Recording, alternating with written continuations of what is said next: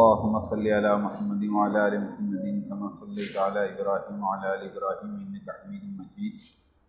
اللهم بارك على محمد وعلى آل محمد كما باركت على إبراهيم وعلى آل إبراهيم إنك حميد مجيد.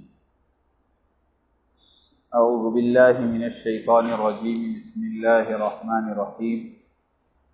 وقل جاء الحق وزهق الباطل إن الباطل كان زهوقا. صدق اللہ مولانا العظیم. محترم بزرگوں، دوستوں، عزیزوں،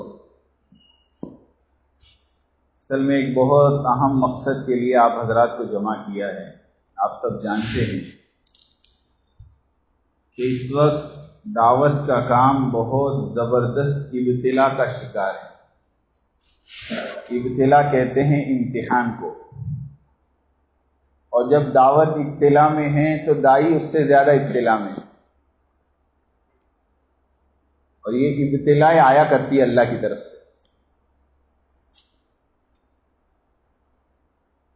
چونکہ ماحول ایسا بنا ہوا ہے، اس لیے ہمیں یہ مجلس رکھنی پڑی تاکہ ہمارے ساتھیوں کے سامنے صحیح بات آ. ورنہ دیکھو، میری ایک بات سمجھو آپ، میں یہ بات صرف آپ سے نہیں کر رہا ہوں بلکہ میرے سامنے تو پوری دنیا ہے، اور میں اپنا پیغام پوری دنیا کو پہنچانا چاہتا ہوں. میری نیت تو یہ ہے. ایک بنیادی بات میں آپ کو بتاؤں کہ آدمی فتنے کا شکار کب ہوتا ہے؟ جب اس کے پاس علم نہیں ہوتا. اگر اس کے پاس علم ہوگا تو یہ کبھی فتنے کا شکار نہیں ہوگا. یہ بات سمجھنا کہ بے علم آدمی، کم علم آدمی اور غلط علم والا یہ بہت جلدی فتنے کا شکار ہو جاتا ہے، بہت جلدی. اسی لیے اللہ کے نبی کی حدیث ہے، کہ طلب العلم فریضۃ علی کل مسلم. ہر مسلمان پر اپنی ضرورت کا علم حاصل کرنا فرض ہے. فرض کا ہے.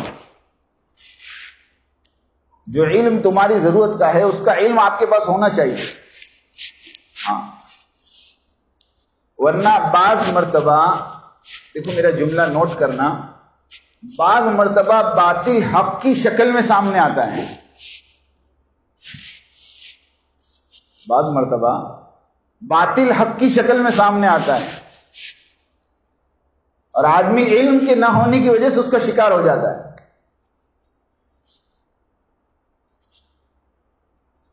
پیران پیر حضرت عبد القادر جیلانی رحمۃ اللہ علیہ وقت کے بہت بڑے اللہ والے گزرے ہیں. ایک مرتبہ راستے میں جا رہے تھے تو سر کے اوپر کچھ بادل سا نظر آیا، اور بادل میں سے یہ آواز آئی کہ میں جبرائیل ہوں. میں کون ہوں؟ اور اللہ کی طرف سے یہ پیغام لے کر آیا ہوں کہ اللہ تعالیٰ نے آپ کی ریاضت اور آپ کے مجاہدے سے خوش ہو کر اللہ نے آپ کے اوپر نماز معاف کر دی. کیا کر دی بھائی؟ نماز معاف کر دی. اب پیران پیر سوچنے لگے کہ نماز تو نبی پہ معاف نہیں ہوئی، میرے پر کیسے معاف ہو سکتی ہے؟ تو فوراً کہا کہ تو جبرائیل نہیں، تو شیطان ہے. دیکھو، علم تھا تو فوراً. تو شیطان یہیں چپ نہیں ہو گیا بلکہ اس نے پھر دوسرا داؤ ڈالا. اسی لیے بڑوں سے ایک بات سنی ہے کہ شیطان کے پاس 80,000 نورانی داؤ ہے. نورانی داؤ، اور وہ انسانوں کو اس سے شکار بناتا ہے. تو فوراً شیطان نے دوسرا داؤ ڈالا، اور شیطان نے یوں کہا کہ اے عبد القادر، تیرے علم نے تجھے بچا لیا. تو فوراً عبد القادر جیلانی رحمۃ اللہ علیہ کی زبان سے نکلا کہ میرے علم نے نہیں، میرے اللہ نے مجھے بچایا. کہتے اگر ان کی زبان پر یہ آ جاتا کہ ہاں میرے علم نے مجھے بچایا، تو اللہ ان کی ولایت چھین لیتی.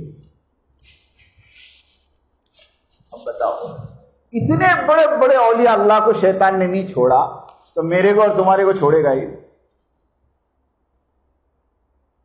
اس لیے بہت ضروری ہے کہ آدمی اپنی ضرورت کا علم حاصل کرے. اور جس زمانے میں تم زندگی گزار رہے ہو دوستو، یہ قرب قیامت کا زمانہ ہے. ہر صبح ایک نیا فتنہ لے کر آتی ہے. ہر صبح آپ نہیں کہہ سکتے کل صبح کیا فتنہ وجود میں آنے والا ہے. اللہ کے نبی پاک علیہ الصلوۃ والسلام کی حدیث ہے کہ قیامت کے قریب ایک زمانہ یہ آئے گا کہ آدمی رات کو سوئے گا تو ایمان والا ہوگا، صبح میں اٹھے گا تو کافر ہو جائے گا. اور صبح میں کافر ہوگا، شام کو ایمان والا ہو جائے گا. کچھ نہیں کہہ سکتے. اس لیے اس وقت جو موضوع ہمارے سامنے ہے کہ جو اختلاف چل رہا ہے اس کی کھل کے بات آپ کے سامنے آ جائے تاکہ آپ کو یہ بات سمجھ میں آئے کہ آخر یہ مسئلہ کیا ہے. الحمدللہ 1 مہینہ ہو گیا ہماری جماعت آپ کے پورے ضلع میں چل رہی ہے. سارے حالات ہم نے اپنی آنکھوں سے دیکھے ہیں اور آپس کے مشورے سے ہم نے ایک بات طے کی کہ جانے سے پہلے آپ کے سامنے کچھ موٹی موٹی باتیں ایسی پیش کر دیں تاکہ آپ کے قدم دین کی محنت پر جمے رہے.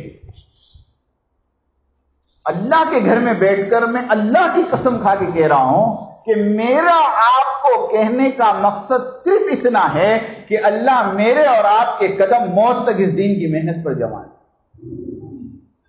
سچی کہتا ہوں، سچی کہتا ہوں. اللہ مجھے جما دے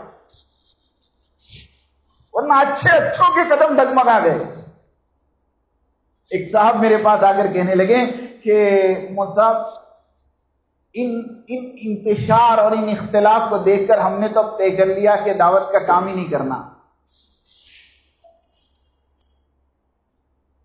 میں نے کہا یہ بات آپ نے طے نہیں کی، یہ بات آپ نے طے نہیں کی، یہ تو اللہ کی طرف سے فیصلہ ہوا. کیونکہ آج تک جو کام آپ کر رہے تھے اللہ کی توفیق سے کر رہے تھے اور ابھی آپ نے جو چھوڑا ہے وہ اللہ کی طرف سے محرومی آئی ہے آپ کو کہ ہم اختلاف کی وجہ سے کام کیوں چھوڑے.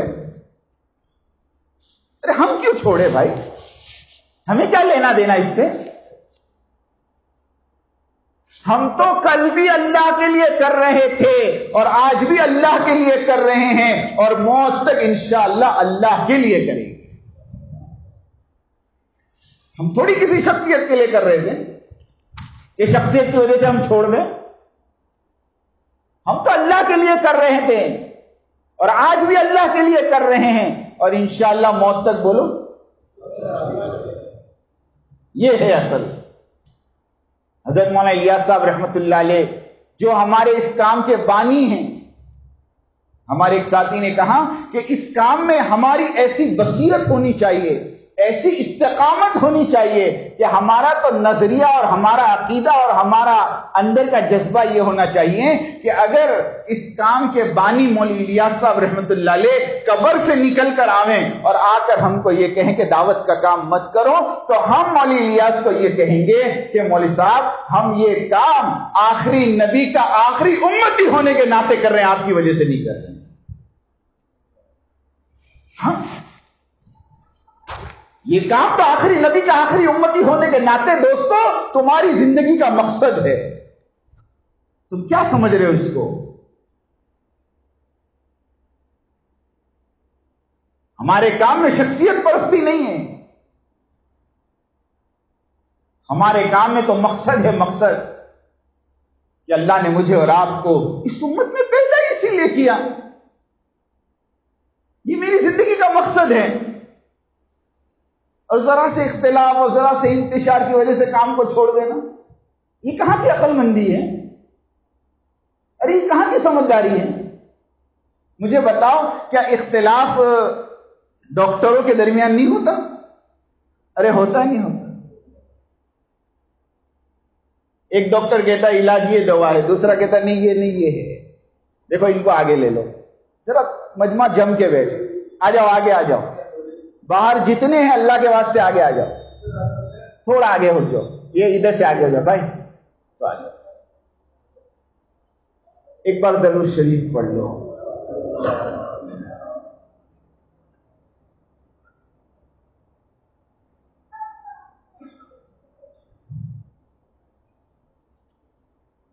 میرے دوستوں عزیزوں بزرگوں، کیا بات چل رہی تھی؟ ڈاکٹر، کہ ڈاکٹروں میں اختلاف ہوتا ہے لیکن لوگ علاج کرانا نہیں چھوڑتے. وکیلوں میں اختلاف ہوتا ہے، لوگ کیس لڑنا نہیں چھوڑتے. دکانداروں میں حریفائی ہوتی ہے، کمپٹیشن ہوتا ہے، لیکن لوگ دکان نہیں چھوڑتے. کھیتیوں میں مسائل آتے ہیں لیکن لوگ کھیتی کرنا نہیں چھوڑتے. اور دین کے کام میں مسائل آتے ہیں تو کیا کہتے ہیں؟ کوئی بات نہیں. ایک تو جمو اس پر، اپنی نیتوں کو صحیح کرو کہ ہم یہ کام اللہ کے لیے کریں گے اور موت تک کریں گے اور زندگی کا مقصد بنا کر کریں گے. اب اس زمانے کے اندر اللہ نے مجھے اور آپ کو جو کام دیا ہے وہ حضرت مولانا الیاس صاحب رحمۃ اللہ علیہ کے واسطے سے دیا ہے. بعض کتابوں میں لکھا ہے کہ حضرت نے اس کام کو لینے کے لیے 13 سال تک روئے. کتنے سال تک؟ 13 سال تک وہ بندہ رویا ہے. دن اور رات اللہ کے سامنے رونے میں گزری. ان کی اہلیہ کہا کرتی تھی کہ آپ کو کیا غم ہو گیا، کیوں رو رہے ہیں؟ تو وہ کہتے تھے اگر یہ غم تجھے پتا چل جائے تو اس کمرے میں رونے والے ایک کے بجائے 2 ہو جائے. اور فضائل اعمال کے شروع میں جو مقدمہ لکھا ہے اس کے اندر یہ بات لکھی ہے کہ حضرت بعض مرتبہ یہ شعر اپنی زبان پر کہتے تھے، کسی کی شب وصل سو کر کٹے، کسی کی شب ہجر رو کر کٹے. شب وصل کہتے ہیں ملاپ کی رات کو اور شب ہجر کہتے ہیں جدائی کی رات کو. حضرت فرماتے تھے کسی کی شب وصل سو کر کٹے، کبھی کسی کی شب ہجر رو کر کٹے. یا الہی میری یہ کیسی شب ہے، نہ رو کر کٹے ہے نہ سو کر کٹے، نہ رو کر کٹتی ہے نہ سو کر کٹتی. بعض مرتبہ گھر والے پریشان ہو جاتے تو یہ اپنے گھر کو چھوڑ کر کھیتوں میں نکل جاتے اور کھیتوں میں بیٹھ کر گھنٹے روتے اور کہتے یا اللہ تیری امت کا کیا ہوگا، تیرے نبی کی امت کا کیا ہوگا. مدرسہ شروع کیا اور پہلا بچہ مدرسے کا حافظ بنا اور میوات والے حضرت کو لینے آئے کہ حضرت ہمارے بچہ اور ہمارے مدرسے کا پہلا بچہ حافظ ہوا ہے اور اس کے انعام کا جلسہ ہم نے رکھا ہے. ہم چاہتے ہیں حضرت آپ بھی اس جلسے میں تشریف لائے. مولانا الیاس اور ان کی دینی دعوت جو مولانا منظور نعمانی نے لکھی ہے اس کتاب میں یہ قصہ لکھا ہے کہ حضرت نے جب وہاں پہنچے اور اسٹیج کے اوپر حضرت کو بٹھایا اور جب وہ بچہ انعام لینے کے لیے آیا جو قرآن کا حافظ تھا، حضرت نے جب اس کے حلیے پہ نظر ڈالی تو کہتے وہ دھوتی میں پہنا ہوا تھا اور کان کے اندر بالی تھی. حضرت کے اندر سے چیخ نکلی یا اللہ اس امت کا حافظ. کانپ گئے حضرت، کیا ہوگا؟ اس رونے دھونے پر اللہ رب العزت نے الہام کے ذریعے سے مسجد نبوی کے اندر بلا کر 3 دن مسجد نبوی میں قیام کروا کر، سنو میرا جملہ، باقاعدہ مولانا الیاس صاحب رحمۃ اللہ علیہ کو کہا گیا کہ آپ مسجد نبوی میں 3 رات قیام کریں. اس زمانے میں رات کو مسجد بند ہو جاتی تھی. مسجد کے خادم سے بات کی، کہا کہ کوئی ایسی شکل نکالو کہ مجھے 3 رات یہاں ٹھہرنا ہے. اس نے کہا کہ نہیں ہو سکتا، رات کو یہ مسجد بند ہو جاتی ہے، رات کو یہ مسجد بند ہو جاتی ہے. بہت سمجھانے کے بعد کہ اللہ کے نبی کی طرف سے مبشرات ہیں، بشارتیں ہیں اور بہت زیادہ ضروری کام ہے، تو اس خادم نے کہا کہ ایک شکل ہو سکتی ہے. کہ کیا ہو سکتا ہے؟ کہ عشاء کی نماز کے بعد آپ نماز کی لمبی نیت باندھ لیں، میں دروازہ بند کر کے چلا جاؤں گا، صبح میں آنکھیں کھول دوں گا، باقی کھلا تو نہیں رکھ سکتا. کہ ٹھیک ہے. 3 دن تک حضرت مسجد نبوی کے اندر آپ صلی اللہ علیہ وسلم کی قبر یا گھر کے پاس قیام کیا اور وہاں پر اللہ تعالیٰ نے الہام کے ذریعے سے یہ پورا کام حضرت مولانا الیاس صاحب کو سمجھایا. یہ وہ کام ہے. پھر حضرت اس کام کو لے کر ہندوستان میں آئے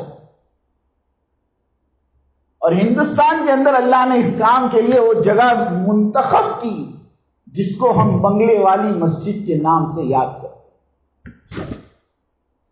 کہ یہ وہ جگہ تھی جہاں حضرت نے 13 سال آنسو بہائے تھے. پھر حضرت نے کچھ میواتی کو لے کر کام شروع کیا اور اپنا جتنا اثاثہ تھا سب لگاتے چلے گئے. جب کچھ بھی نہیں بچا تو ان میواتیوں سے کہا کہ اب ہمیں آپ کو دینے کے لیے کچھ نہیں، آپ گھر چلے جاؤ. تو میواتی نے کہا میاں جی اب تو جو تو کھائے گا ہم کھائیں گے اور جو تو پیے گا ہم. اب فاقوں کا سلسلہ شروع ہوا. کچھ نہیں ہے کھانے کو، ناشتے میں بھی گولر، دوپہر میں بھی گولر، رات کو بھی گولر. قربانیاں لگی ہے. گھروں میں فاقے. مولانا الیاس صاحب رحمت اللہ علیہ کے گھروں میں فاقے کہ مہمان کھانا کھا کر اٹھتے تھے، پلیٹوں میں کھانا بچا ہوتا تھا. مولانا الیاس صاحب رحمت اللہ علیہ اس بچے ہوئے کھانے کو لے کر اپنے گھر پہنچتے تھے اور اپنے گھر کے پردے کے پیچھے دیتے تھے، کیونکہ گھر والے بھی بھوکے ہوتے تھے. گھر والے اور مولانا یوسف صاحب دونوں ہاتھ دھو کر دسترخوان بچھا کر اس پلیٹ کو لے کر بیٹھتے. ابھی تو پہلا نیوالا نہیں توڑا ہوتا کہ باہر سے آواز آتی، ارے بھائی دوسری جماعت آ گئی، اگر کھانا ہو تو بھیج دو. کہتے کہ یہ ہاتھ دھویا ہوا یہ اس دسترخوان سے بغیر کھڑے ہو جاتے اور اس پلیٹ کو دوبارہ باہر دیتے. مرکز جو بنتا ہے نا وہ قربانی سے بنتا ہے. حضرت ابراہیم علیہ السلام، حضرت اسماعیل علیہ السلام اور حضرت حاجرہ علیہ السلام کی قربانی لگی ہے، تب جا کے اللہ نے کعبۃ اللہ کو پوری دنیا کا مرکز بنایا ہے. اعلان کرنے سے بن جاتا ہے؟ کہہ دینے سے بن جاتا ہے؟ ارے وہاں تو قربانیاں دینی پڑتی ہیں، تب جا کے لوگوں کا مرجع اس مرکز کی طرف ہوتا ہے. منو من آنسو بہے ہیں اور ہزاروں کی ہڈیاں گھلی ہے دوستو، اور ہزاروں گھر فاقے سے رہے ہیں، تب جا کے اللہ نے یہ محنت کو وہاں سے چلایا. یہ وہ خاندان ہیں جو صدیقی خاندان ہیں. حضرت ابوبکر صدیق رضی اللہ تعالیٰ عنہ کا خاندان ہے. اللہ کے نبی فرماتے تھے میں نے سب کا حق ادا کر دیا مگر ابوبکر کا حق تو اللہ ہی ادا کر. ایسے ہم پورے یقین کے ساتھ کہتے ہیں، اس میں کوئی شک نہیں، اس میں کوئی ڈھیل نہیں، کوئی باندھ چھوڑ نہیں، کہ اس امت پر حضرت مولانا الیاس صاحب اور ان کے خاندان کا جو حق ہے یہ امت قیامت تک ادا نہیں کر سکتی ادا. اس آدمی نے اپنی اولاد کے لیے نہیں رویا، وہ تمہارے لیے رویا ہے.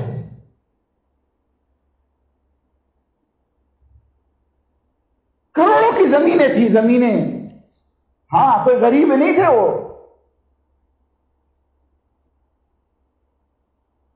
زمینوں کے مالک تھے وہ. لیکن قسم خدا کی اس دین کے خاطر اس آدمی نے اپنا سب کچھ لگا دیا.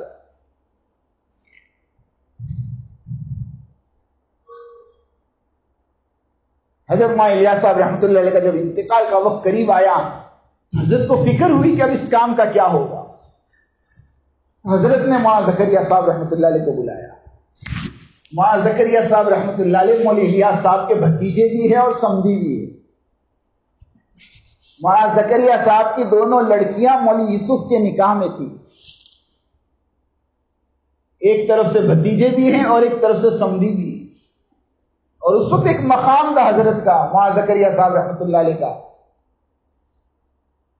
اور شیخ عبد القادر صاحب رائے پوری رحمت اللہ علیہ، ان دونوں کو بلا کر کہا کہ مجھے فکر ہے اب اس کام کو کون سنبھالے گا. اس وقت حضرت کے 6 خلیفہ تھے. ایک حافظ مقبول صاحب تھے، ایک حافظ ضامن صاحب تھے، ایک مولانا اشرف رحمت اللہ علیہ تھے، ایک مولانا احتشام الحسن صاحب تھے. باقی 2 کے نام میرے ذہن میں نہیں. حضرت نے ان 6 خلفاء میں سے کسی کو اپنا خلیفہ بنانا چاہا. اب مشورہ ہوتا رہا حضرت عبد القادر صاحب رائے پوری رحمت اللہ علیہ کے بارے میں اور مولانا زکریا صاحب کے بارے میں کیا کیا جائے. آخر میں بات 2 پر آئی. دیکھو یہ میں اس لیے بتا رہا ہوں تاکہ آپ کو شروع سے پوری کہانی سمجھ میں آئے.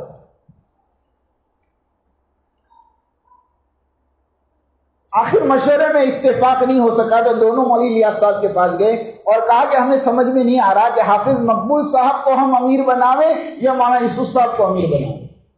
تو اس ٹائم مولوی الیاس صاحب رحمۃ اللہ علیہ نے یوں کہا کہ حافظ مقبول کے اوپر میوات اتنا جمع نہیں ہوگا جتنا مولوی یوسف کے ہاتھ پر جمع ہوگا. تو میرا فیصلہ ہے کہ یوسف امیر رہے. اور فیصلہ ہو گیا. اور اکثر مولوی الیاس صاحب رحمۃ اللہ علیہ نے اپنے بیٹے یوسف سے کہا آ بیٹا یوسف گلے مل لے ہم تو چلے.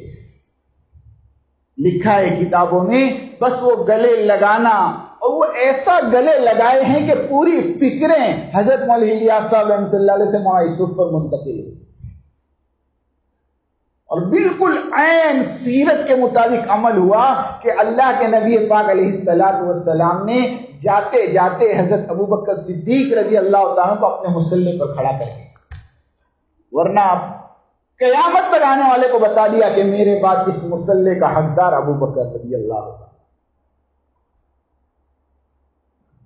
ایسے ہی مولانا الیاس صاحب رحمۃ اللہ مولانا یوسف صاحب رحمۃ اللہ علیہ کو اپنا جانشین مقرر کیا اور پھر حضرت مولانا یوسف صاحب رحمۃ اللہ علیہ تقریباً 20 سال اس کام کو لے کر چلتے رہے. اسی میں یہ آزادی کا دور بھی آیا اور زبردست حالات نظام الدین میں اطراف میں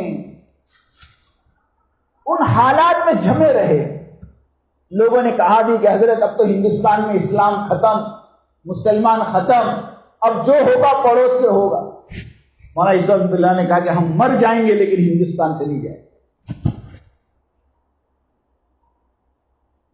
20 سال تک وہ بندہ محنت کرتا رہا اور جیسے ان کے باپ نے قربانی دی بالکل اسی طرح. بلکہ بعض جگہوں پر لکھا یہ بات محقق ہے کہ ان 20 سال کے اندر مولانا یوسف صاحب رحمۃ اللہ علیہ نے صرف 16 راتیں اپنے گھر کے بستر پہ گزاری.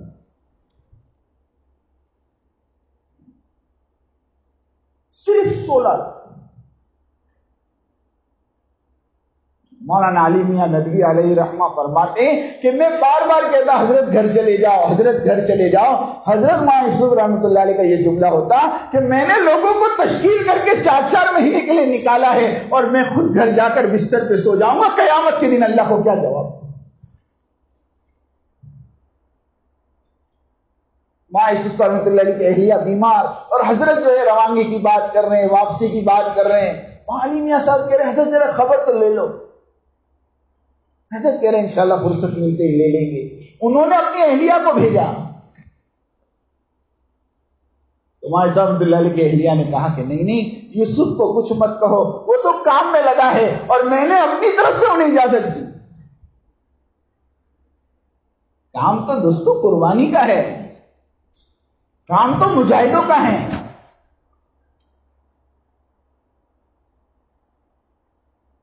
اڑتالیس سال کی عمر میں پڑوس کا سفر ہوتا ہے. 1965 2 اپریل کا دن حضرت 2.5 گھنٹہ بیان کرنے کے بعد ناشتے پر پہنچتے ہیں اور ناشتہ کرنے کے بعد ایک دم سے قے ہوتی ہے اور طبیعت بگڑتی ہے اور لے کر ہاسپٹل کی طرف چلتے ہیں اور راستے میں مولانا یوسف رحمۃ اللہ علیہ کا انتقال ہو گیا. 2 اپریل 1965 اچانک 48 سال کی عمر میں. اب اللہ جانتا ہے کیا ہوا کیا نہیں ہوا. اس لیے مولانا رحمۃ اللہ علیہ کو اپنا جانشین مقرر کرنے کا وقت نہیں ملا لیکن اس ٹائم حضرت مولانا زکریا صاحب رحمۃ اللہ علیہ نے باقاعدہ مشورے سے حضرت مولانا انعام صاحب کو امیر بنایا اور یہ حضرت کی ثالث مقرر ہوئے. اور اللہ نے ایسی صلاحیت دی مولانا انعام صاحب پر. ایک واقعہ آپ کو بیچ میں سنا دوں تاکہ آپ کو پتا چلے کہ مولانا انعام صاحب کیا شخصیت تھی. یہ بھی شاید مولانا الیاس اور ان کی دینی دعوت میں لکھا ہے کہ جب مولانا الیاس صاحب رحمۃ اللہ علیہ کا انتقال کا وقت قریب آیا تو مولانا الیاس صاحب رحمۃ اللہ علیہ نے اپنے کمرے میں سے سب کو باہر نکال دیا. سب کو کہ تم سب چلے جاؤ اور میرے پاس ایسے بندے کو چھوڑ کر جاؤ جو مجھے فرشتے اور شیطان میں فرق بتا سکے.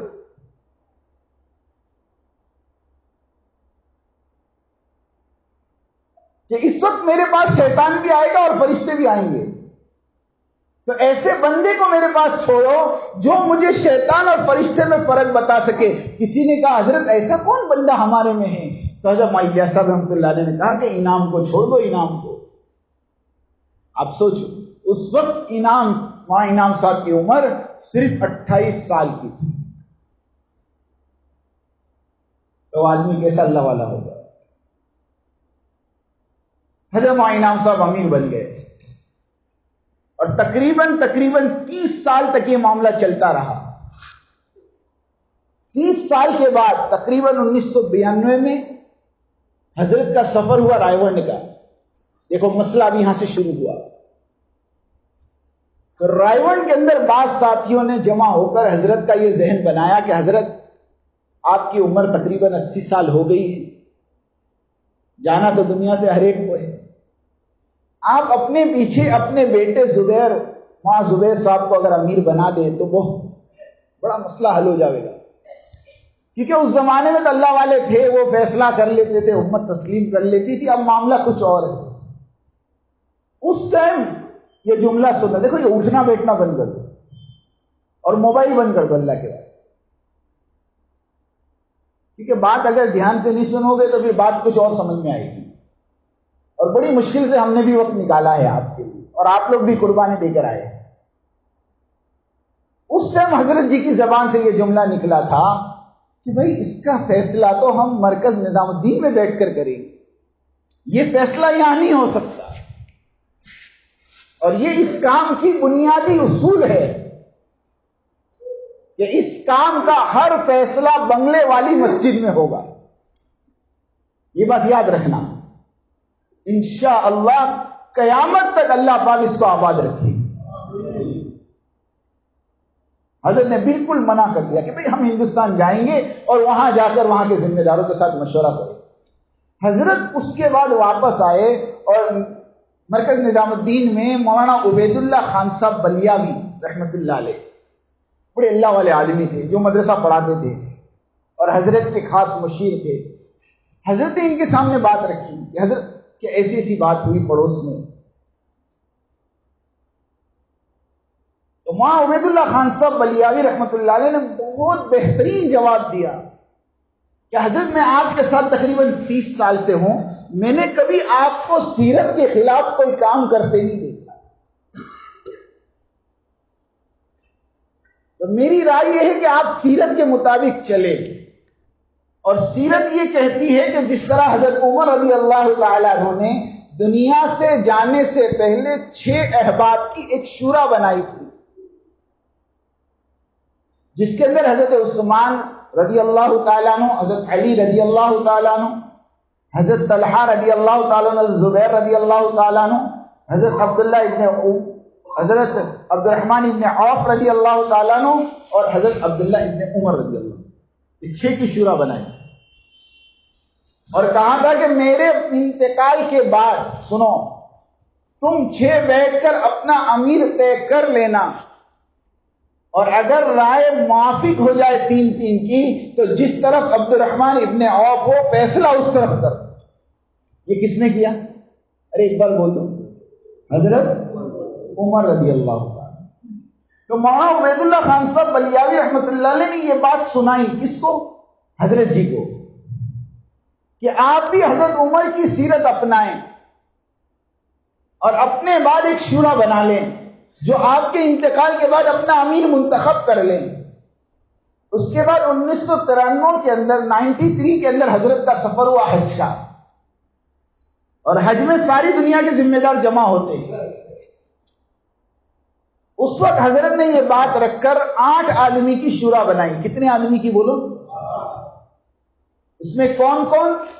سب سے پہلے نمبر پر مولانا اظہار صاحب، دوسرے نمبر پر مولانا زبیر صاحب، تیسرے نمبر پر مولانا عمر صاحب، چوتھے نمبر پر میاں جی محراب صاحب، یہ 4 ہندوستان سے، اور پڑوس سے مولانا مفتی زین العابدین صاحب، حاجی عبد الوہاب صاحب اور بھائی افضال صاحب، ان 3 کو پڑوس سے لیا۔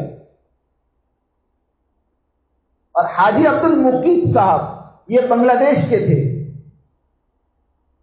ایک بنگلہ دیش سے لیا، 3 پڑوس سے لیے اور 4 ہندوستان سے لے کر 8 کی شورا بنائی.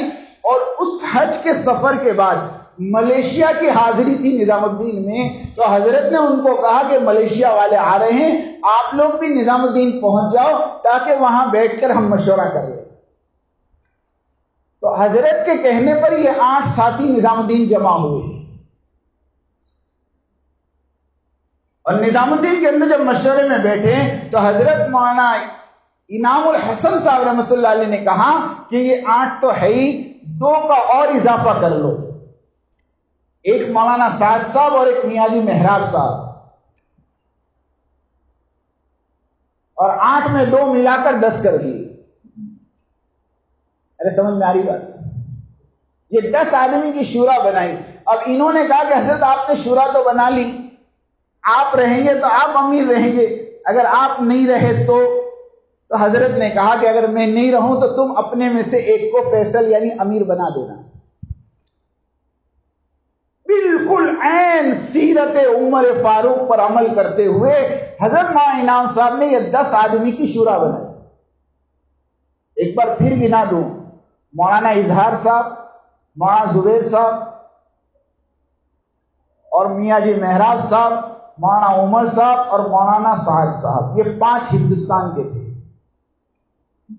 پڑوس سے حاجی عبد الوہاب صاحب، مفتی زین العابدین صاحب، مولانا سعید احمد خان صاحب اور بھائی افضال صاحب. کتنے ہوئے؟ 9 ہو گئے. اور ایک جو ہے حاجی عبد المقیت صاحب کو بنگلہ دیش سے دیا. اب یہ بات طے ہے کہ یہ شورا جو بنی تھی حضرت کے بعد امیر کے منتخب کرنے کے لیے بنی تھی. اب یہ پروپیگنڈا چلانا کہ حضرت نے کام کو شورا کے حوالے کیا تھا، کام کو شورا کے حوالے کیا تھا، اور اس کے لیے دلیل پیش کرنا مولانا الیاس صاحب رحمۃ اللہ علیہ کا ملفوظ. آپ تھوڑی دیر سوچو، ارے کتنے سے جاہل آدمی بھی اگر یہ بات کو سوچے کہ اگر مولوی الیاس صاحب رحمۃ اللہ علیہ نے کہا تھا کہ میرے بعد یہ کام شورا کے تابع چلے گا، تو پھر مولانا یوسف صاحب کو اور مولانا انعام صاحب کو بھی امیر بنانے کی کیا ضرورت تھی؟ ارے بات سمجھ میں آ رہی؟ جب مولوی الیاس نے کہہ دیا کہ میرے بعد یہ کام شورا کے مشورے سے چلے گا، ملفوظ تو مولوی الیاس کا ہے، اور انہوں نے زندگی میں کہا ہوگا کہ مرنے کے بعد قبر میں کہا ہوگا. ارے زندگی میں کہا ہوگا. اور اس کے بعد مولوی یوسف صاحب امیر بنے نہیں بنے، ارے مولانا انعام صاحب امیر بنے نہیں بنے. پھر یوں کہنا کہ مولوی الیاس صاحب نے کہا تھا کہ کام شورا کے مشورے سے چلے گا، کس کو بے وقوف بنا رہے آپ؟ کس کو دھوکہ دے رہے آپ؟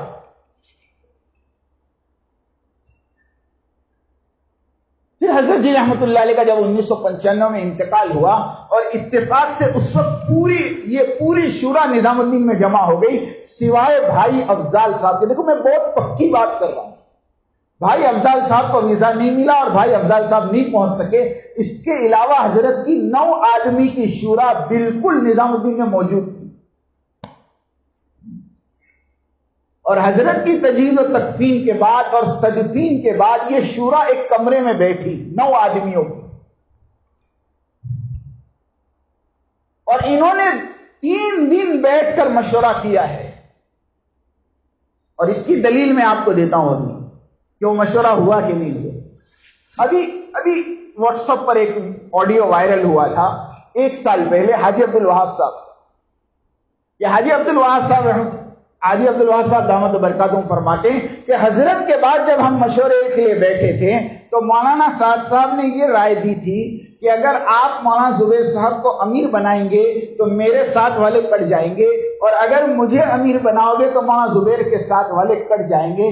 امانت داری سے اللہ کے گھر میں بیٹھے ہو، یہ رائے کب دی جا سکتی ہے؟ جب مشورہ امیر بنانے کا ہو رہا ہو تبھی دی جا سکتی. سمجھ میں آ رہی بات؟ مولانا صاحب یوں کہہ رہے ہیں کہ اگر آپ مجھے امیر بنا دو گے تو مولانا زبیر صاحب کے ساتھ جو ہیں وہ کٹ جائیں گے، اور اگر آپ مولانا زبیر کو امیر بناؤ گے تو میرے ساتھ والے کٹ جائیں گے. یہ رائے اس وقت دی جائے جب یہ پوچھا جائے کہ بھائی بتاؤ امیر کون؟ اگر کام شورا کے حوالے ہو گیا تھا تو پھر امیر بنانے کے لیے 3 دن تک مشورہ کرنے کی کیا ضرورت تھی؟ ارے کیا ضرورت تھی آپ بتاؤ نا، کھیل کر رہے تھے 3 دن تک. اور اس پوری شورا کے اندر سب سے معمر جو ساتھی تھے وہ میاں جی مہراج صاحب رحمت اللہ علیہ تھے، اور ان 9 کے 9 نے مل کر میاں جی مہراج صاحب کو فیصل بنایا تھا. حاجی عبد الوہاب صاحب کی رائے تھی مولانا سعد صاحب امیر ہو، مولانا سعید احمد خان صاحب کی رائے تھی مولانا زبیر صاحب امیر ہو.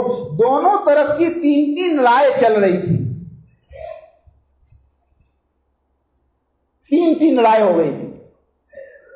9 آدمی میں سے 3 نے رائے دی کہ مولانا زبیر صاحب امیر ہو، 3 نے رائے دی کہ مولانا سعد صاحب امیر ہو. مولانا سعد صاحب کی رائے یہ تھی کہ اگر کسی کو بھی امیر بناؤ گے تو معاملہ بگڑ جائے گا، اور مولانا زبیر صاحب خاموش تھے اور بار بار حاجی صاحب مولانا اظہار الحسن صاحب سے کہہ رہے تھے بھائی آپ رائے دے دو.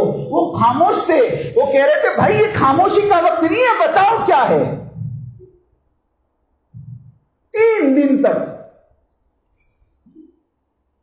3 دن تک یہ بات چلی، اور 3 دن کے بعد میں یقین سے کہہ رہا ہوں 3 دن کے بعد میاں جی مہراج صاحب تشریف لائے باہر، اور نظام الدین کی جو مسجد کی کرسی ہے اس کرسی پر بیٹھ کر یہ فیصلہ سنایا.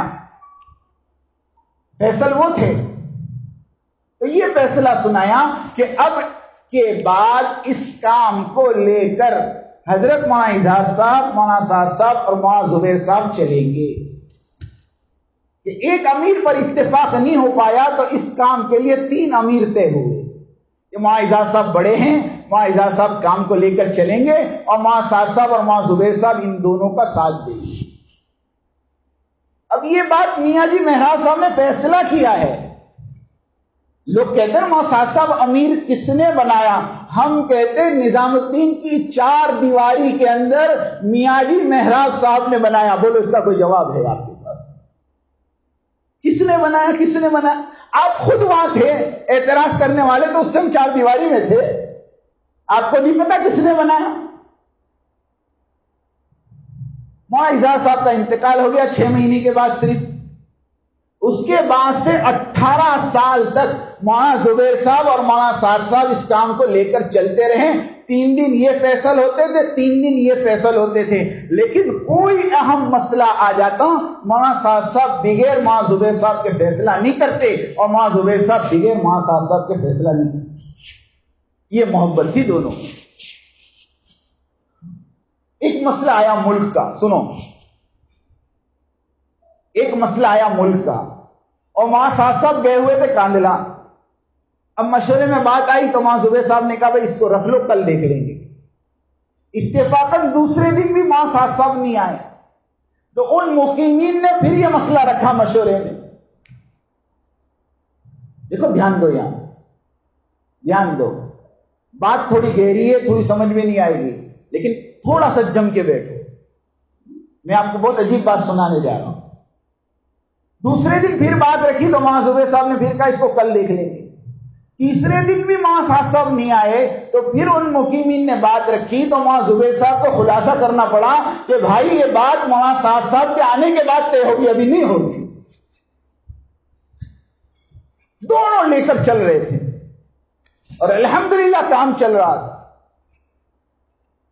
اب میرے دوستو اتفاقاً 18 مارچ سن 2014 18 مارچ سن 2014 کو مولانا زبیر صاحب کا انتقال ہو گیا. اب بتاؤ فیصل کون بچا؟ ارے بولو تو صحیح، سعد صاحب بچے کہ نہیں بچے؟ یہ کہتے ہیں کون بنایا؟ ہم نے کہا بنایا نہیں، بچے ہیں یہ تو.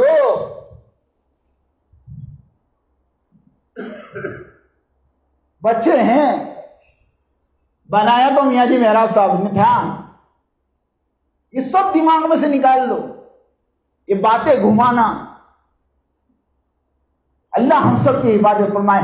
آج جتنا چل رہا ہے سب جھوٹ ہے، اور سب سے بڑا جھوٹ اس زمانے کا واٹس ایپ ہے. سب سے بڑا جھوٹ، سچی کہتا ہوں، سب سے بڑا جھوٹ. ابھی کل کی بات میں بتاؤں، کل کی بات، دارالعلوم دیوبند کے لیٹر پیڈ کے اوپر باقاعدہ دیوبند کی طرف سے وضاحت نامہ کسی نے لکھ کر واٹس ایپ پہ ڈال دیا. مفتی ابو القاسم صاحب نعمانی کو فون کر کے پوچھ رہے ہیں کہ آپ نے یہ وضاحت نامہ ڈالا تو کہ ہمیں تو علم بھی نہیں ہے, پتہ نہیں کسی نے فوٹو اسکین کر کے اس کے اوپر لکھ کر ڈال دیا. ابھی کل کی بات ہے, میں آپ کو بھی بتا دوں. وہاں مفتی صاحب کی اس پر دستخط ہے, وہاں ارشد مدنی صاحب کی دستخط ہے, وہاں سعید صاحب کی دستخط ہے, اور بالکل وہی اور ہے جعلی فراڈ. کس کے اوپر اعتبار کریں؟ تو وہاں زبیر صاحب رحمۃ اللہ علیہ کا جب انتقال ہوا, اس کے بعد اب چونکہ امیر بچ گئے مولانا صاحب, اس کے بعد جب یہ پڑوس کا اجتماع ہوا رائے کا, اس میں یہ سارے احباب پہنچے, اور وہاں جا کر انہوں نے حاجی عبدالوہاب صاحب کے سامنے بات رکھی کہ بھئی ہمیں بڑی تکلیف ہے, یہ ہے وہ ہے, ساری باتیں رکھ کر انہوں نے کہا کہ بھئی جو شورا بنائی تھی اس شورا کی تکمیل ہو جائے. آپ اگر مولانا طارق جمیل صاحب ایک معتبر آدمی ہے, آپ اس کی آڈیو سنو, میں آپ کو پوائنٹس بتا رہا ہوں, اس کی آڈیو سنو. اس کے اندر مولانا طارق جمیل صاحب نے کہا کہ ہم نے شورا بنائی اور شورا بنا کر لے جا کر حاجی صاحب کے سامنے رکھی, حاجی صاحب نے اس پر دستخط کیے, اس کے بعد ہم مولانا سعد صاحب کے پاس گئے تو مولانا سعد صاحب نے اس شورا کو رد کر دیا. جس نے سنا ہوگا سنا ہوگا. اب یہ پورے جملے میں دیکھنا, مولانا طارق جمیل صاحب کہہ رہے شورا ہم نے بنائی. کس نے بنائی؟ نہ حاجی صاحب نے بنائی, نہ مولانا سعد صاحب نے بنائی. جو 10 آدمی تھے نا, 10, ارے جو مولانا انعام صاحب کی شورا کے 10, اس میں سے 8 کا تو انتقال ہو گیا ہے. کتنے کا انتقال ہو گیا؟ مولانا اعزاز صاحب کا انتقال ہو گیا, میاں جی محراب صاحب کا انتقال ہو گیا, مولانا عمر صاحب کا انتقال ہو گیا. ارے ہو گیا نہیں ہو گیا؟ مولانا زبیر صاحب کا انتقال ہو گیا, مفتی زین العابدین صاحب کا انتقال ہو گیا, مولانا سید احمد خان صاحب کا انتقال ہو گیا, بھائی افضل صاحب کا انتقال ہو گیا, حاجی عبد المقیت صاحب کا انتقال ہو گیا. 8 تو گزر گئے, بچے کتنے؟ کون؟ مولانا سعد صاحب اور حاجی عبدالوہاب صاحب. اور مولانا طارق جمیل صاحب فرما رہے کہ مشورہ ہم نے کیا, شورا ہم نے بنائی, اور پھر حاجی صاحب کے پاس گئے. ارے بھائی تم رائے میں بیٹھے تھے تو تم حاجی صاحب کو اور مولانا سعد صاحب کو اپنے مشورے میں کیوں شریک نہیں کیا؟ کیوں شریک نہیں کیا؟ کیونکہ آپ کو پتا تھا یہ منظور ہونے والی نہیں ہے. تو آپ نے تیسری پارٹی نے مشورہ بنا دی اور پوری دنیا کو کہہ رہے کہ شورا بن گئی. ارے بنایا کس نے؟ وہاں شریف صاحب کو کسی نے فون کیا حضرت وہ شورا, تو وہاں شریف صاحب نے کہا بچہ پیدا ہی نہیں ہوا, نام کس نے رکھا؟ ارے بچہ پیدا نہیں ہوا تو. مولانا صاحب صاحب نے بالکل صاف انکار کر دیا کہ دیکھو اس وقت ہمارے ملک کے حالات ایسے نہیں ہیں کہ جس کے اندر ہم عالمی شورا رکھیں. ملک کے حالات یہ نہیں ہیں. مولانا ارشد مدنی صاحب دامت و برکاتہم جب نظام الدین تشریف لائے تو حضرت نے ان کے سامنے کھل کے بات رکھی کہ حضرت آپ بتاؤ, اگر ہماری بنگلے والی مسجد کی کمیٹی میں اگر پڑوس کا کوئی فرد اگر ممبر بن گیا تو کیا ہم ہندوستان کی حکومت میں شک کے دائرے میں نہیں آئیں گے؟ سمجھ میں آ رہی بات؟ تو مولانا صاحب صاحب نے اس کو سامنے رکھ کر کہا کہ ہمارے یہاں عالمی مشورہ ہے, عالمی شورا نہیں. عالمی مشورہ بالکل ہے. رائمنڈ کا اجتماع ہمارا عالمی مشورے کی جگہ ہے, بنگلہ دیش کا اجتماع ہمارے عالمی مشورے کی جگہ ہے, اور حج کا موقع یہ ہمارے لیے عالمی مشورے کی جگہ ہے. یہ 3 جگہوں پر عالمی مشورہ ہوگا, اور شورا جو ہوگی وہ ہندوستان کی الگ ہوگی, پڑوس کی الگ ہوگی, اور ککرائی کی الگ ہوگی. پھر حضرت نے کہا کہ پڑوس کی شورا بنی ہوئی ہے, ککرائی کی بنی ہوئی ہے, البتہ ہندوستان کے اندر شورا نہیں ہے. انشاءاللہ ہندوستان جا کر ہم اپنی ہندوستان کی شورا کی تکمیل کر لیں گے. ارے بولو غلط بولا صحیح بولو. اب 2015 کو دیکھو, اب سنو, 2015 کو نومبر میں یہ سارا ماجرا بنا اور سارے لوگ ہندوستان تشریف لائے. تاریخ یاد رکھنا, 6, 7, 8 دسمبر سن 2015 کو پوری ہندوستان کے پرانوں کا جوڑ تھا نظام الدین. تاریخ یاد رہے گی, 6, 7, 8 دسمبر سن 2015. اس میں 7 دسمبر کو مغرب سے عشاء تک حضرت نے اس امور پر مذاکرہ کیا کہ بھئی ہم حاجی صاحب سے کہہ کر آئے ہیں کہ ہندوستان کی ہم شورا بنائیں گے. اب چونکہ وہ ہمارے بڑے ہیں, ہمیں ہندوستان کی شورا بنانی چاہیے. تو آپ لوگ رائے دیں کہ کیا کریں. تو حضرت مولانا صاحب کی منشا یہ تھی, رائے یہ تھی, سنو, کہ ہر صوبے سے 2 آدمی لیے جا رہے, ہماچل کا 2 ہو, پنجاب کے 2 ہو, ہریانہ کے 2 ہو, گجرات کے 2 ہو, اور 50 آدمی کی شورا ہو. تو پھر ساتھیوں نے رائے دی کہ حضرت اگر 50 آدمی کی شورا بنا دو گے تو اگر مشورہ کرنا ہوگا تو ہم کب تک بلاتے رہیں گے اور لوگ کب تک یہاں آتے رہیں گے. اگر نظام الدین کی شورا بنانی ہے, مولانا ابراہیم صاحب کی یہ رائے تھی کہ اگر نظام الدین کی شورا ہی بنانی ہے تو نظام الدین کے اندر جو مقیمین ہیں ان میں سے شورا بنے. دیکھو شورا چلانے والوں, شورا کا مطلب سمجھو. یہ شرط تھی کہ نظام الدین میں جو مقیم ہے, جنہوں نے اپنی زندگیاں بھلائی ہے, ایک شرط تو یہ کہ مقیمین یہاں کی شورا میں ہو, اور دوسری شرط مولانا ابراہیم صاحب نے لگائی کہ جو مولانا انعام صاحب کے زمانے سے یہاں ہے وہ شورا میں ہو. ہمارا صاحب نے کہا ٹھیک ہے, بتاؤ کون کون ہو. اب نام طے ہونے شروع ہوئے. مولانا ابراہیم صاحب, مولانا احمد لاڈ صاحب, مولانا ظہیر الحسن صاحب, اس کے بعد نام آیا مولانا سعد صاحب, اس کے بعد نام آیا مولانا یعقوب صاحب, اس کے بعد نام آیا میاں جی عظمت صاحب, اس کے بعد نام آیا پروفیسر عبد العلیم صاحب, اور اس کے بعد نام آیا مولانا عبد الستار صاحب. کتنے ہو گئے؟ گنتے نہیں ہو آپ؟ ارے 8 ہو گئے. یہ 8 کی شورا بن گئی. پھر حضرت مولانا صاحب نے ایک رائے رکھی کہ اگر اس کے اندر میرے بیٹے مولوی یوسف کو لے لیں, یہ ابھی سال لگا کر آیا ہے, اگر یہ ہمارے ساتھ رہے گا تو کام کو سیکھے گا. تو سب نے, جتنے بیٹھے تھے سارے کے ساروں نے ایک زبان ہو کر متفق ہو گئے کہ بالکل یہ لینا ہی چاہیے. اب 8 کی شورا بنی, اور مولانا یوسف صاحب جو مولانا صاحب کے بڑے لڑکے, ان کو ساتھ میں رکھا. اس شورا کا پرچہ لکھا گیا, سنو, اور حضرت جی نے, مولانا صاحب نے مولانا ابراہیم صاحب سے اور مولانا لاڈ صاحب سے کہا اس پر دستخط کرو. انہوں نے کہا دستخط کرنے کی کوئی ضرورت نہیں دستخط کرو. دستخط کروائی تینوں کی, مولانا یعقوب صاحب کی بھی دستخط ہے, مولانا احمد لاڈ صاحب کی بھی دستخط ہے, اور مولانا ابراہیم صاحب, ان کے سامنے شورا بنی ہے. 7 دسمبر کو مغرب کے بعد یہ مشورہ ہوا. 8 دسمبر کو صبح میں دعا سے پہلے اس کی تکمیل ہوئی. اور پھر ایک رائے آئی تھی جو عینی شاہد, آنکھوں دیکھی بات کر رہا ہوں میں, جنہوں نے آنکھوں دیکھا ان کی کارگزاری ہے کہ صبح میں ایک بات آئی کہ مولانا جمشید صاحب, بھائی مشتاق صاحب ممبئی, اور مفتی شہزاد صاحب اوکھلا, ان تینوں کو بھی شورا میں لیا جاوے. لیکن فوراً انہوں نے یہ رائے رکھی کہ بات یہ تھی کہ جو مولانا انعام صاحب کے زمانے سے یہاں ہے وہی رہے گا, اس کے علاوہ کوئی نہیں. وہاں صاحب نے کہا ٹھیک ہے, آئندہ ان کو بڑھا لیں گے, ابھی یہ رہنے دو. یہ پرچہ بھائی فاروق صاحب بنگلور والوں نے, سنو جملہ اور پوری دنیا سنے, بھائی فاروق صاحب بنگلور والوں نے یہ پرچہ لکھا ہے, اور اس پرچے پر ان حضرات کی دستخط کر کے یہ پرچہ حضرت مولانا صاحب کے کہنے پر رائے حاجی عبد الوہاب صاحب کی طرف بھجوایا.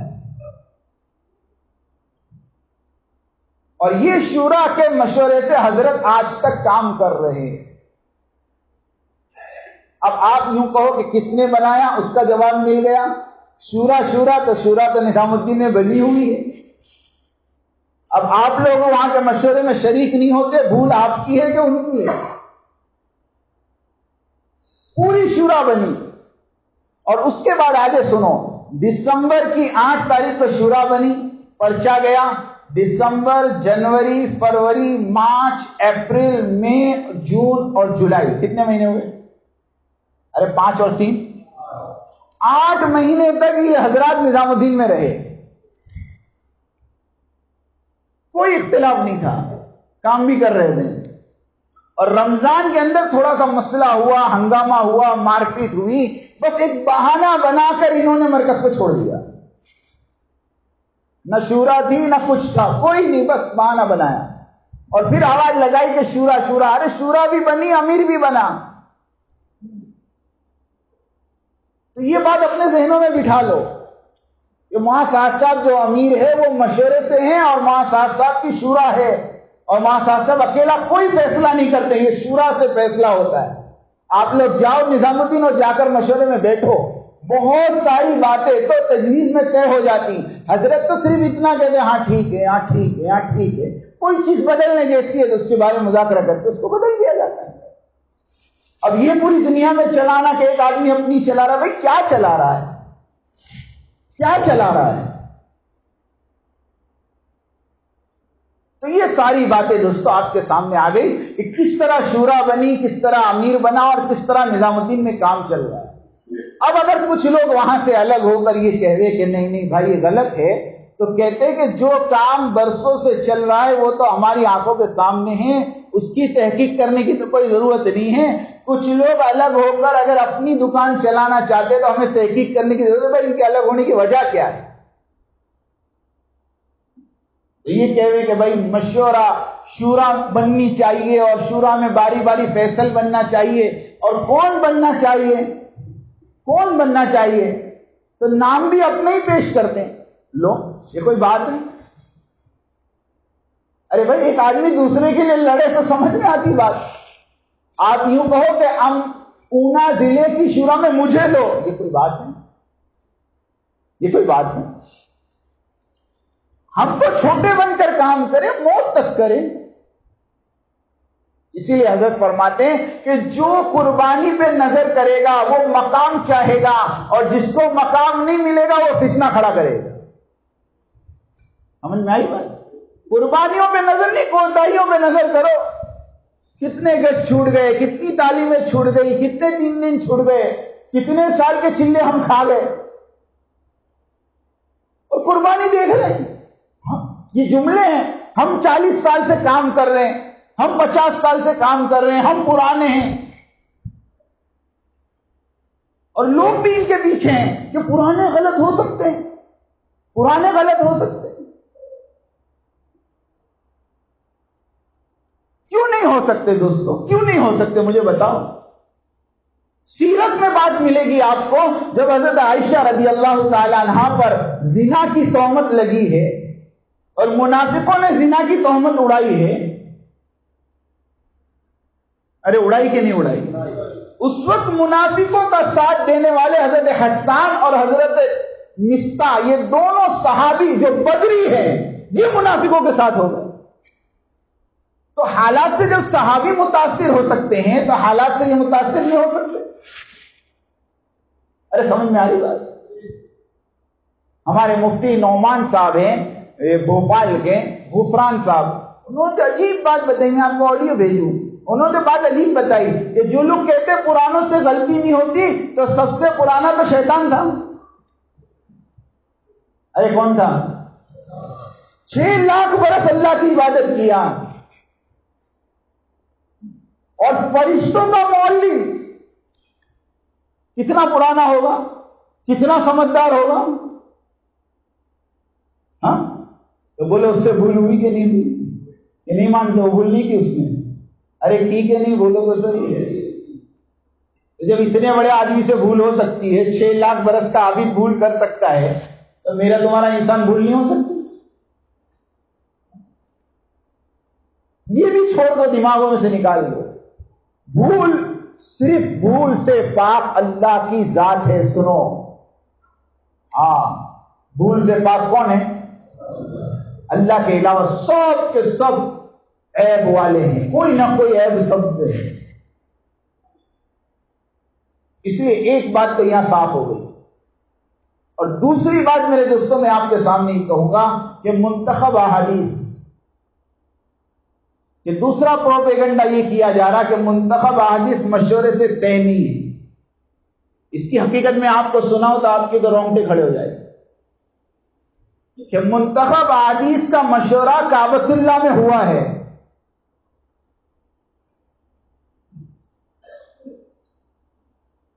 ماں سعد صاحب 1987 میں جب فارغ ہوئے اور ماں سعد صاحب نے حضرت ماں انعام الحسن صاحب سے کہہ کر اپنی جو مشورے کی جگہ ہے اس کے اوپر کتب خانہ ہے. وہ مولانا یوسف صاحب رحمۃ اللہ علیہ کا کتب خانہ تھا, وہ بند رہتا تھا. حضرت مولانا اسحاق صاحب نے اس کتب خانے کی چابی مانگی کہ مجھے چابی دے دو, میں اپنے دادا کی کتابوں کا مطالعہ کرنا چاہتا ہوں. تو ان کو چابی دے دی گئی. تو وہ پورا دن بیٹھ کر اوپر مطالعے کرتے تھے. اسی میں وہ مسودہ ہاتھ لگا منتخب حدیث کا, جس کو مولانا یوسف صاحب رحمۃ اللہ علیہ نے شروع کی تھی لیکن اس کی تکمیل نہیں ہو سکی. حضرت نے اس کو جو ہے علماء کرام کی مدد سے مکمل کیا, اور جب وہ کتاب مکمل ہو گئی, یہ غالباً میں پکی بات نہیں کہتا, 1996-97 کی بات ہے. جب یہ کتاب مکمل ہو گئی تو چونکہ میں نے ابھی بتایا عالمی مشورہ 3 جگہوں پر ہوتا ہے, ایک مکہ حج کے موقع پر, ایک رائے ونڈ میں, اور ایک ارے بولو نا بنگلہ دیش میں.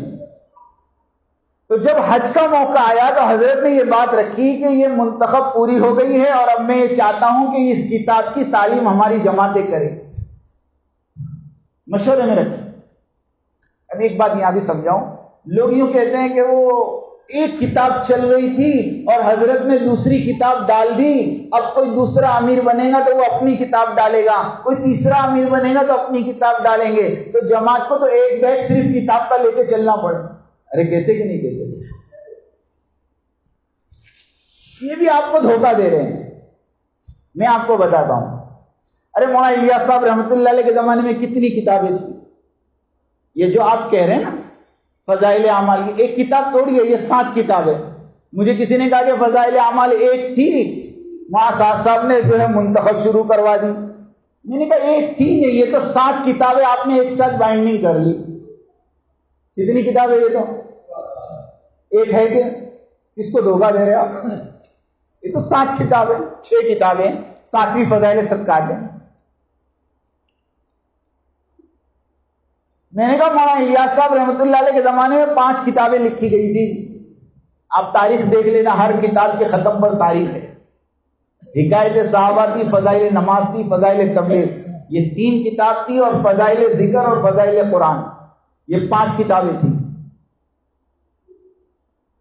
فضائل صدقات اور فضائل حج کے پیچھے کی تاریخ دیکھو, یہ 1948 اور 1949 میں لکھی گئی, اور مولانا الیاس صاحب رحمۃ اللہ علیہ کا انتقال 1944 میں ہو گیا تھا. ارے ہو گیا تھا نہیں ہو گیا تھا؟ تو یہ 2 کتاب کس نے شروع کروائی؟ مولانا یوسف صاحب رحمۃ اللہ علیہ نے شروع کروائی ہوگی کہ نہیں؟ ارے بات سمجھ میں آ رہی بات؟ پہلے مولانا الیاس نے 5 کتاب, پھر 2 کتاب اور جڑی, کتنی ہو گئی؟ 7 ہو گئی. اب مولانا انعام صاحب کا زمانہ آیا تو مولانا انعام صاحب نے آپس کے مشورے سے مسلمانوں کی موجودہ پستی کا واحد علاج ہماری تعلیم میں جوڑی. تو فضائل صدقات کو اگر 2 حصے گنتے ہیں تو 8 ہو گئی. اب بتاؤ, مولانا الیاس نے کتاب شروع کی, مولانا یوسف صاحب نے کتاب شروع کی, مولانا انعام صاحب نے کتاب شروع کی. ارے ہر زمانے میں کتاب بڑھی کہ نہیں بڑھی؟ تو اگر ابھی منتخب بڑھ گئی تو کیا چلانا اس میں؟ ہاں کیا چلانا؟ صرف سن لو, صرف حرج یہ ہے کہ منتخب پر مولانا سعد صاحب کا نام کیوں ہے؟ ان کا نام ہٹا دو, ہم اجازت دے دیں. یہ تعصب ہے, تعصب ہے. میں یہ کہہ رہا تھا حج کے مشورے میں یہ بات رکھی کہ منتخب شروع ہونی چاہیے, اور مشورے سے طے ہو گیا کہ ہاں منتخب پڑھی جائے گی, اور آج مغرب سے پہلے کعبۃ اللہ کے اندر اس کی بسم اللہ ہوگی, اور حاجی عبد الوہاب صاحب اس کی پہلی حدیث پڑھ کر شروع کروائیں گے. لیکن مغرب سے پہلے, میرا جملہ سننا, مغرب سے پہلے حاجی عبد الوہاب صاحب کو ان حضرات نے کور کیا, اور ان کو اتنا سمجھایا اور اتنا پریشر ڈالا کہ حضرت کی کتاب کی بسم اللہ نہیں ہونی چاہیے. اس پر نام کس کا ہے وہ تو دیکھو آپ. اتنا پریشر کہ حاجی صاحب حرم میں نہیں آ سکے اس دن, اور لوگ انتظار کر کر کے تھک گئے اور مغرب کا وقت ہو گیا. اس کے بعد نظام الدین میں آنے کے بعد حضرت نے نظام الدین میں مشورہ کیا, اور مشورے کے بعد یہ چیز طے ہوئی. اب میں آپ کو ایک اور بات بتاؤں, مشورہ کس کو کہتے ہیں؟ ایک بات سمجھو کہ ہمارے حشمت بھائی جو ہمارے امیر ہے ماشاءاللہ، اب انہوں نے رائے لی، یہ پورا مجمع بیٹھا ہے، 50 رائے آئی، اب 30 آدمی کی رائے ایسی، 15 کی ایسی، 5 کی ایسی۔ اب ایمانداری سے بولو کہ اگر حشمت بھائی 5 آدمی کی رائے پر فیصلہ کر دے تو باقی 45 کو ماننا چاہیے کہ نہیں ماننا چاہیے؟ بولو، مشورہ اسی کو کہتے ہیں کہ مشورے سے پہلے رائے کا اختلاف ہوگا، لیکن مشورے کے بعد سب کی رائے۔ غزوہ احد کے دن اللہ کے نبی نے مشورہ کیا کہاں جانا ہے، تو ساروں کی رائے تھی کہ غزوہ احد کی طرف باہر نکلے۔ اللہ کے نبی کی منشا تھی کہ نہیں، باہر نکلنے کی ضرورت نہیں، ہم کو تو مدینے میں رہ کر دفاع کرنا ہے، لیکن ساتھیوں کے اصرار پر اللہ کے نبی نے باہر نکلنے کا فیصلہ کر لیا۔ اللہ کے نبی کی منشا نہیں، لیکن مشورے میں طے ہو گیا۔ اور اللہ کے نبی جب ہتھیار پہننے کے لیے گھر میں گئے تو حضرت عمر اور حضرت ابو بکر رضی اللہ تعالیٰ نے مل کر سارے مجمع کو سمجھایا کہ اللہ کے نبی کی منشا باہر نکلنے کی نہیں، تو سارے مجمع کو بات سمجھ میں آ گئی۔ تو جب اللہ کے نبی ہتھیار پہن کر باہر نکلے تو سارے صحابہ نے ایک زبان ہو کر کہا، اللہ کے نبی اگر آپ کی منشا باہر نکلنے کی نہیں ہے تو ہم مدینے میں رہ کر دفاع کرنے تیار ہیں۔ لیکن اللہ کے نبی نے فرمایا کہ جب نبی ایک مرتبہ ہتھیار اٹھا لیتا ہے تو رکھتا نہیں۔ اب چلو جو مشورہ ہو گیا اللہم خیر۔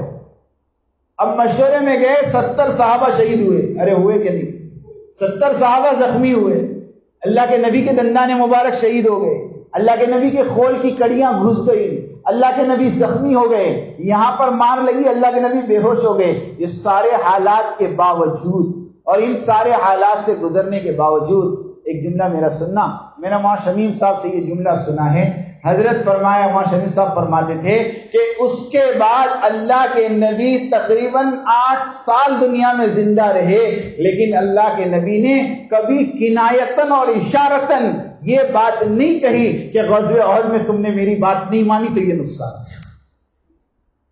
یہ مشورے کا اصول ہے کہ مشورے سے پہلے آپ کی رائے الگ ہوگی، لیکن فیصلہ ہونے کے بعد، ارے بولو، اب آ کر حضرت نے مشورہ کیا نظام الدین نے، اب کچھ کی رائے تھی کچھ کی نہیں تھی، حضرت نے فیصلہ کیا یہ کتاب چلے گی، تو بولو مشورہ ہوا کہ نہیں ہوا؟ اب جنہوں نے رائے نہیں کی دی تھی وہ باہر نکل کے کہنے لگے جی ہم نے تو رائے نہ کی دی تھی، یہ فیصلہ ہوا کیسے؟ اب اس کو تو ہم نہیں چلنے دینے کے، کسی کے باپ کی جاگیر ہے۔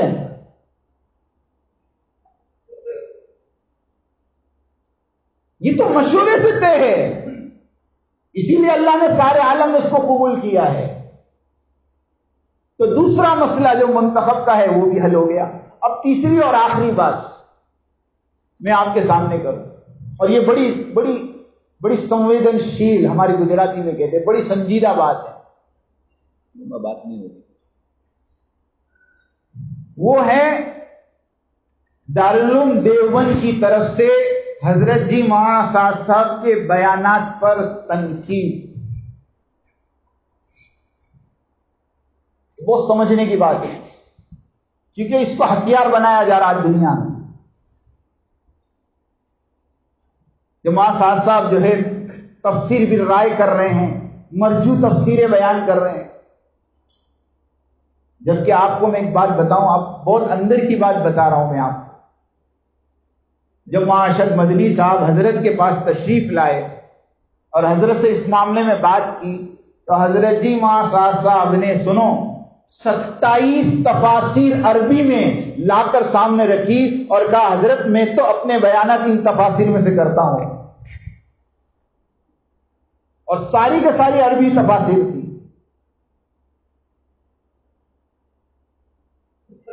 کئی بار ہم نے اپنی قسطوں کے ذریعے سے دارالعلوم دیوبند کے سامنے یہ بات رکھی کہ آپ جتنی باتوں پر تنقید کر رہے ہو کہ یہ بات غلط ہے، اس ایک ایک بات کو ثابت کر کے بتاؤ۔ اللہ جزائے خیر دے، مولانا سلمان صاحب مظاہری جو مظاہر علوم کے محتمم ہیں اور حضرت کے خسر ہے، انہوں نے باقاعدہ ایک علماء کی جماعت تشکیل کر کے حضرت کے سارے بیانات کی تحقیق کروائی،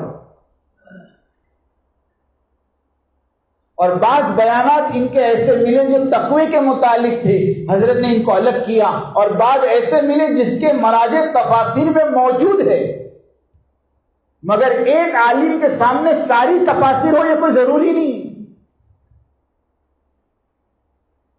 سمجھ میں آئی بات؟ اور دیکھو تفسیریں تو الگ الگ ہوگی. اب ایک آپ کو ایک دم موٹی بھاشا میں آپ کو سمجھاؤں. آپ نے فضائل تبلیغ پڑھی؟ ارے پڑھتے ہو نہیں پڑھتے؟ اس میں ربنا آتنا فی الدنیا حسنہ وفی الآخرۃ حسنہ وقنا عذاب النار، فضائل تبلیغ کے اندر یہ آیت ہے.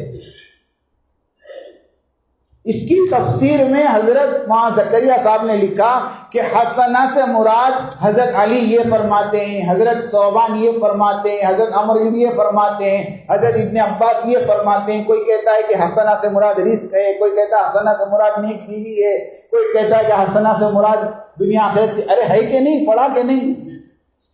تو الگ الگ تفاسیر ہوتی ہے کہ نہیں؟ جیسے ابھی بیچ میں ایک مسئلہ اٹھا تھا کہ حضرت نے کہہ دیا تھا کہ اصحاب کہف کے ساتھ کتا نہیں شیر تھا. ارے کہا تھا کہ نہیں کہا تھا؟ یہ بات الگ ہے کہ اکثر مفسرین نے لکھا ہے، اکثر، بلکہ جمہور کی رائے یہ ہے کہ اصحاب کہف کے ساتھ کتا تھا. لیکن اس کا مطلب آپ شیر کا انکار نہیں کر سکتے، کیونکہ ابن جریر رحمت اللہ علیہ نے اپنی تفسیر میں لکھا ہے کہ اصحاب کہف کے ساتھ کتا نہیں شیر تھا. اور وَكَلْبُهُمْ، کلب جو ہے یہ شیر کے لیے بھی استعمال ہوتا ہے، تو آپ اس کو مرجو تفسیر نہیں کہہ سکتے. ہاں یہ بات الگ ہے کہ ہمیں وہ تفسیر اپنانی ہے جو اکثر علماء کی، لیکن آپ اس کا رد نہیں کر سکتے. میری بات سمجھنا، جو علماء ہے وہ بھی سمجھ گئے ہوں. ہمیں تو اپنے کام میں وہی تفاسیر لینی ہے جو جمہور علماء کے نزدیک ہے، اس سے ہم ہٹ نہیں رہے ہیں، لیکن دوسری تفاسیر کا انکار بھی نہیں ہو سکتا. تو ایسی کچھ باتیں.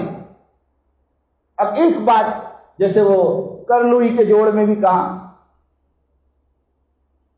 کہ العدم صاحب فرماتے ہیں کہ جو قرآن پر اجرت لے، جبکہ یہ بات نہیں ہے. وہاں نے یوں کہا کہ جو دین سے دنیا کماوے، جو دین پر دنیا کماوے وہ زناکار سے پہلے جہنم میں جائیں گے. کہتے یہ بات وہاں صاحب کی ہے ہی نہیں. یہ بات تو آپ کو حیات الصحابہ جلد نمبر 3 صفحہ نمبر 249 پر حضرت مجاہد رحمت اللہ علیہ کہتے ہیں کہ حضرت عمر رضی اللہ تعالیٰ فرمایا کرتے تھے جو دین کے ذریعے سے دنیا کمائے گا وہ زناکار سے پہلے جہنم میں جائے گا. تو بات تو کس کی ہے؟ حضرت عمر کی ہے. ہاں اس کے علاوہ بہت ساری باتیں تقوی کے متعلق تھی. حضرت نے ان ساری باتوں سے رجوع کر لیا. اور اس کی دلیل میں ایک اور دوں آپ کو، ایک اور دلیل سمجھاؤں تاکہ بات سادہ سمجھ میں آ جاوے. حضرت موسیٰ علیہ السلام کا واقعہ جو سب سے زیادہ اچھالا گیا، لیکن جب حضرت کو منع کیا گیا کہ یہ واقعہ آپ اس طرح کرتے ہیں تو شان نبی میں عصمت انبیاء کے خلاف ہیں. میں یقین مانتا ہوں آج 2 سال ہو گئے، 2 سال کے اندر حضرت کے سارے بیانات آپ سن لو، حضرت نے اس بات کو بیان میں کہنا بند کر دیا. حضرت کہتے تھے جیب میں کیمرہ والا موبائل رکھ کر نماز پڑھنا منع ہے. حضرت دارالعلوم دیوبند نے منع کیا کہ بھئی یہ چیز نہیں ہے.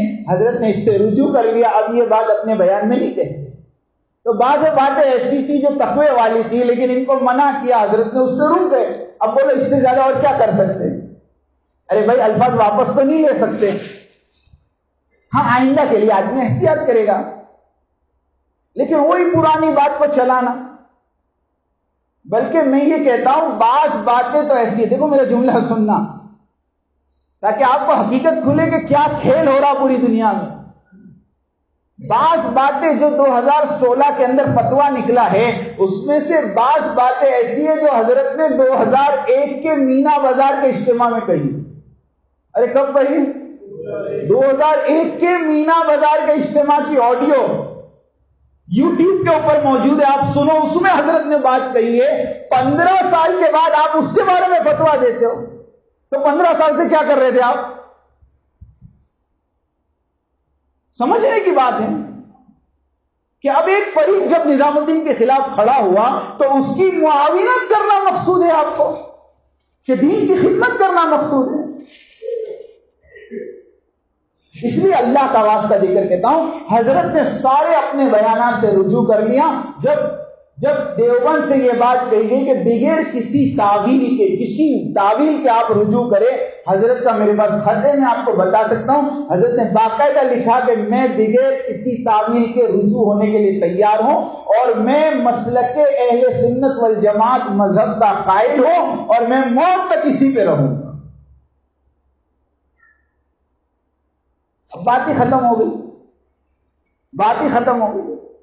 اس کے لیے یہ سب چکر چھوڑو، یہ سب باتیں بہکانے کے لیے کہی جا رہی ہیں۔ اگر بہت زیادہ میری بات پر اعتماد نہ ہو تو ایک مرتبہ خود دیوبند چلے جاؤ، دیوبند چلے جاؤ اور خود مفتی صاحب سے مل لو، یا میرے پاس نمبر ہے، فون کر کے پوچھ لو کہ حضرت آپ نے کیا کہا۔ ابھی پرسوں کی بات ہے، پرسوں کی بات، جب بنگلہ دیش کے علماء نے فتویٰ دیا کہ وہاں صاحب اہل سنت والجماعت سے خارج ہے، تو کسی نے مفتی ابو القاسم صاحب نعمانی کو فون کر کے کہا کہ آپ نے بنگلہ دیش والوں کا فتویٰ سنا، آپ اس فتوے کے بارے میں کیا کہتے ہیں؟ مفتی ابو القاسم صاحب نے کہا انا للہ و انا الیہ راجعون، ہم نے کبھی نہیں کہا کہ وہاں صاحب مسلک اہل سنت والجماعت سے خارج ہیں، بلکہ ان کی بعض بیانات پر ہمیں اشکال تھا، ہم نے اس کو ظاہر کیا ہے۔ ابھی سناؤں آپ کو، پرسوں کی بات ہے۔ اس لیے میرے دوستو، اللہ نے ہم کو ایک کام دیا ہے، اس کام میں جڑ کر چلو، اس کام کا جو ہمارا اصل مرجع ہے وہ نظام الدین ہے۔ اور حضرت مولانا سعد صاحب اس خاندان کے ہیں جس خاندان نے اوپر سے لے کر نیچے تک قربانیاں دی۔ ارے دی ہے کہ نہیں دی؟ حضرت ابوبکر صدیق رضی اللہ عنہ کی قربانی یاد کرو، ان کے دادا حضرت مولانا یوسف صاحب کی قربانی یاد کرو، مولانا الیاس صاحب کی قربانی یاد کرو۔ ارے اللہ کے بندو، بھول تو کس سے نہیں ہوتی؟ بھول کس سے نہیں ہوتی آپ بتاؤ نا؟ ہاں، انسان تو بھول کا پاتر ہے۔ ایک آدمی دن میں 6 گھنٹے بیان کرتا ہے، بولو زبان پھسلے گی نہیں پھسلے گی؟ اگر کبھی کوئی بات نکل بھی گئی تو اس کی تعویل کر لو، اس کی تعویل کر لو اللہ کے بندو۔ اس کو پوری دنیا میں چلانا اور بدنام کرنا اور تہمتیں لگانا، اللہ کو جواب نہیں دینا؟ ارے جواب دینا ہی نہیں دینا۔ کسی نے بہت اچھی بات کہی، مفتی عبداللہ صاحب کا بیان آیا کہ کسی اللہ والے نے کہا کہ تم کسی عالم کی توہین کرو گے تو تمہارا چہرہ قبر میں قبلے کی طرف سے پھرا دیا جائے گا۔ اور جوش میں کہا کہ اگر یقین نہیں آتا تو قبر کھول کے دیکھ لو۔ ایک عالم دین آدمی، ایک عالم دین آدمی، ایک وہ آدمی جس کے خاندان نے اس امت کے لیے سب کچھ اجاڑا ہو، اس کی اولاد کے ساتھ ہم ایسا معاملہ کریں؟ شرم آنی چاہیے، شرم آنی چاہیے قسم خدا کی۔ اس لیے میرے دوستو، میں یہاں سے آپ کو ایک پیغام دے کے جاتا ہوں کہ اللہ کا واسطہ دے کر کہتا ہوں، یہ سارے انتشار میں نہ پڑیں۔ جنہوں نے چھوڑا ہے انہوں نے چھوڑا ہے، ان کو چاہیے کہ خاموشی اختیار کر لیں، ورنہ پوری دنیا اس وقت فتنے کی لپیٹ ہے۔ میں سچی ہے، یہ طریقہ ہی نہیں ہے اختلاف کا، ایک بات سمجھ لو، یہ طریقہ ہی نہیں ہے اختلاف کا جو ان لوگوں نے اختیار کیا۔ میں پکی بات اللہ کے گھر میں بیٹھ کے کہہ رہا ہوں، چاہے آپ لوگ کہو کہ وہ عالم ہے، کوئی بھی ہو، سیرت کے اندر آپ کو بتاؤ، سیرت کے اندر 2 واقعات ملتے ہیں۔ ایک واقعہ حضرت سعد بن عبادہ رضی اللہ تعالیٰ عنہ کا، اور ایک حضرت ابو ذر غفاری رضی اللہ تعالیٰ عنہ کا۔ جب اللہ کے نبی کا انتقال ہوا تو انصار نے کہا کہ ہمارے امیر سعد بن عبادہ رہیں گے، مہاجروں نے کہا کہ ہمارے امیر حضرت ابوبکر صدیق رضی اللہ تعالیٰ عنہ۔ اور سارے انصار تیاری کر چکے تھے سعد بن عبادہ رضی اللہ عنہ کے ہاتھ پر بیعت ہونے کی۔ سنو، یہ بات سمجھنے کی ہے، لیکن حضرت عمر رضی اللہ عنہ نے آگے بڑھ کر کہا کہ میں نے اللہ کے نبی کی زبان سے سنا کہ اس امت کا امیر ایک ہی ہوگا۔ کتنا ہوگا؟ ایک ہی امیر ہوگا۔ اللہ کے نبی نے کہا کہ وقت کا ایک امیر ہو اور اس کے سامنے کوئی دوسرا سر اٹھاوے، کہتے تم اس کو قتل کر دو چاہے وہ کتنا ہی نیک ہو. حدیث ہے یہ.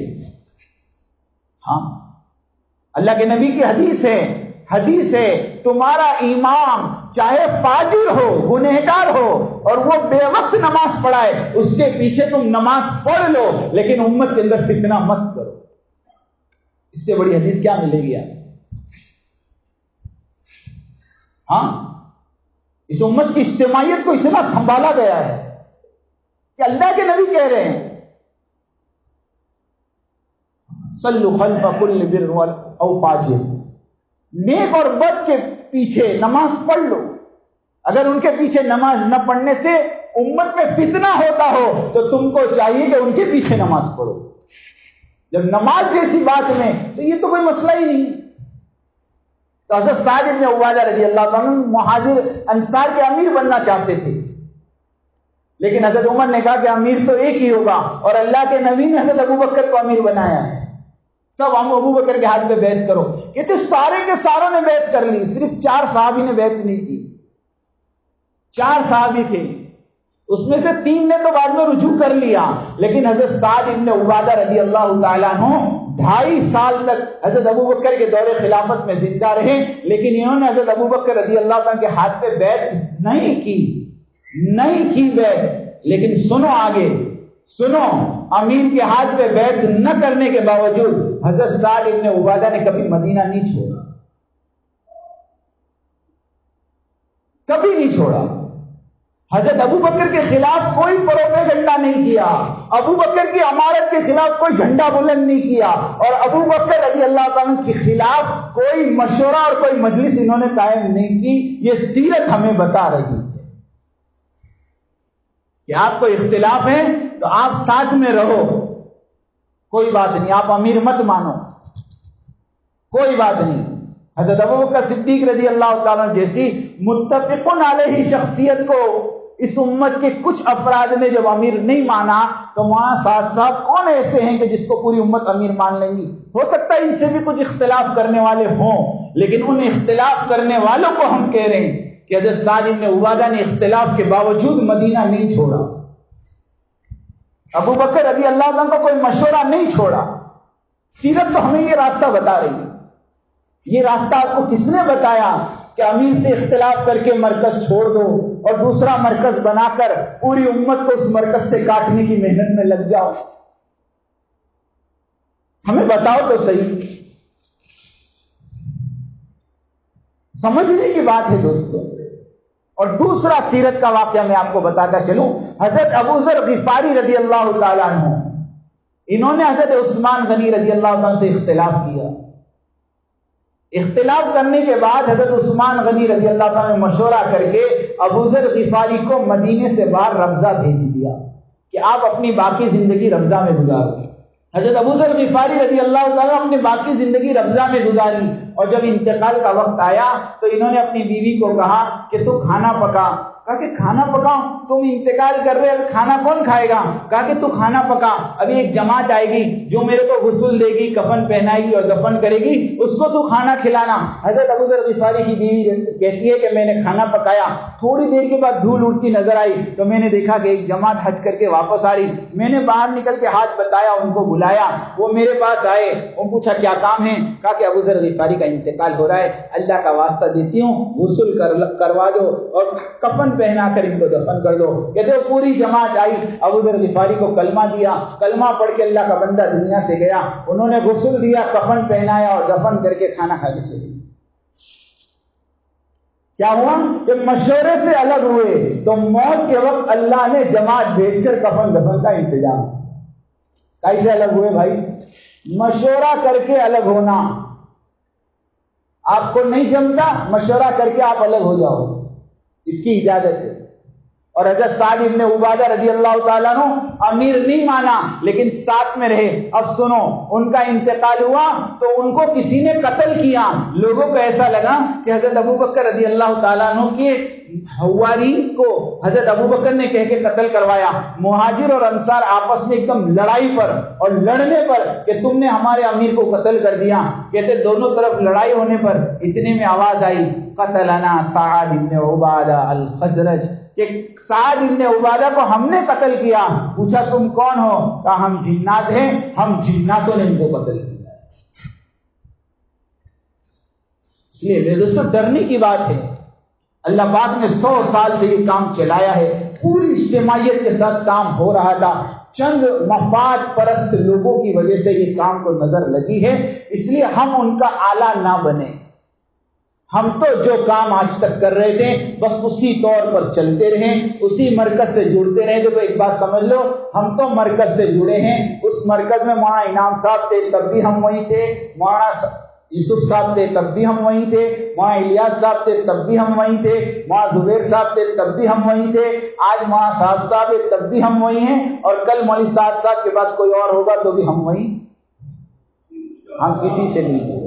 اس لیے میں سارے مجمع سے ایک عہد یعنی وعدہ لیتا ہوں کہ اپنے عملے کو اور اپنے مجمع کا رخ نظام الدین کی طرف کرو گے انشاءاللہ، اور وہاں کے مشورے سے چلو. باقی کوئی بات پر دھیان مت دو. میں نے شروع میں بات کہی، باطل بعض مرتبہ حق کی شکل میں آتا ہے، اس کو پہچانو. لوگ عجیب عجیب باتیں کریں گے، کوئی بھی بات اگر سمجھ میں نہ آوے مہربانی کرو، ہماچل سے زیادہ دور نہیں، صرف 400 کلومیٹر ہمارا نظام الدین ہے کہ نہیں بولو. سارے سوال کا جواب آپ کو مل جائے. ایک آدمی 25 سوال لے کر آیا، سنو، اور حضرت جی وہاں ساتھ ساتھ کے پاس رکھے، میں 25 سوال لے کر آیا ہوں. حضرت نے کہا کہ ہم آپ کو جواب بالکل دیں گے اس کا، لیکن تھوڑی سی تکلیف کرنی پڑے گی. کہا کیا کرنی پڑے گی؟ کہا آپ کو 72 گھنٹے یہاں رہنا پڑے گا اور یہاں کی ساری مجلس آپ کو شروع سے آخر تک سننی پڑے گی. اس نے کہا ٹھیک ہے. 3 دن پورے ہونے کے بعد حضرت نے اس کو بلایا، کہ بھائی لاؤ 25 سوال کہاں ہیں، ہم جواب دے دیں. تو اس نے کہا حضرت 3 دن میں تو سارے 25 کے جواب مل گئے. سمجھ میں آئی بات؟ جواب چاہیے تو وہاں چلے جاؤ، کہیں ادھر ادھر جانے کی ضرورت نہیں. دیکھو نظام الدین ہمارے کام کا مرکز ہے، دارالعلوم دیوبند ہمارے علم کا مرکز ہے، اور دونوں ہمارے آنکھوں کے تاج ہے، بلکہ دونوں آنکھیں ہیں ہماری. ہم کوئی آنکھ کو پھوڑنا نہیں چاہتے، سچی کہتا ہوں. جتنا احسان ہمارے اوپر نظام الدین بنگلے والی مسجد کا ہے، اتنا ہی احسان قسم خدا کے دارالعلوم دیوبند کا. وہ بھی ہمارا ادارہ ہے، اس نے بھی اس امت کی بہت بڑی خدمت کی. لیکن چونکہ کام کا مشورہ ہم نظام الدین سے کریں گے، تعلیم کا مشورہ ہم دارالعلوم سے کریں گے. سمجھ میں آ رہی بات؟ کسان اپنی کھیتی کا مشورہ کسان سے کرتا، تاجر سے کرتا ہے. بولو ڈاکٹر صاحب کے پاس جا کے کہے کہ میں کب پانی ڈالوں اور کب کھاد ڈالوں، تو ڈاکٹر صاحب یہاں سے نکل گیا. علاج کرانے آتا ہے کہ کھیتی کا مسئلہ پوچھنا ہے؟ کسان کے پاس جا کے پوچھ. ہاں، اور کسان کو جا کے کہے میرے کو بخار آئی ہے، کسان صاحب کون سی دوا پیوں؟ یہ پاگل ہو گیا یہاں آیا. ابے ڈاکٹر کے پاس جا. جو کام کرے نا اس کا مشورہ وہاں ہوتا ہے. تو کام کا مشورہ کس سے کرو گے؟ بولو، ارے بولو، نظام الدین سے، ہے نا. اور تعلیم کا مشورہ دارالعلوم. دونوں ہماری آنکھ ہے، دونوں کو ساتھ میں لے کر چلو. کسی کی حقارت دل میں نہ آوے. ہم تو کسی کی شکایت بھی نہیں کرتے، کسی کی کیا کہتے ہیں عیب دری بھی نہیں کرتے. ہم تو کسی کی کچھ نہیں کرتے، اللہ کا واسطہ دے کر.